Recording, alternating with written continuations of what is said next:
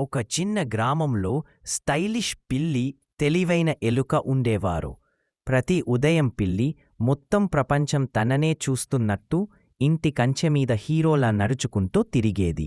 పక్కనే ఉన్న చిన్న రంధ్రంలో దాగి ఉన్న ఎలుక మాత్రం తన చిన్న చిన్న కళ్ళను తిప్పుకుంటూ అయ్యో మళ్ళీ డ్రామా మొదలైంది అనేది.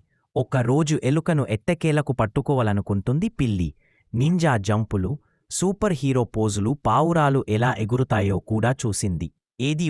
చివరికి ఒక మహాప్లాన్ వేసుకుంది. ఎలుక రంధ్రం దగ్గర నిద్రపోయినట్టు నటించాలి. ఏ సాధారణ ఎలుక కాదు. పిల్లి ఒక కన్ను తెరిచి పడుకున్నట్టు చూసి చాలా మంచి ట్రై మేడం అనుకున్నాడు. వెంటనే పిల్లి ముక్కు దగ్గర ఒక చిన్న చీజ్ ముక్క పెట్టాడు.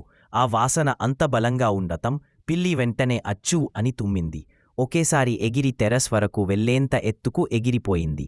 ఎలుక అంత ఎక్కువగా నవ్వాడు, పక్కింటి కుక్కలు కూడా లేచాయి. సిగ్గుపడిన పిల్లి సరే శాంతి ఫ్రెండ్స్ అంది. ఎలుక తల ఊపాడు. ఆ రోజు నుండి ఇద్దరూ కలిసి భోజనం పంచుకొని మనుషుల గురించి గుసగుసలు చెప్పుకొని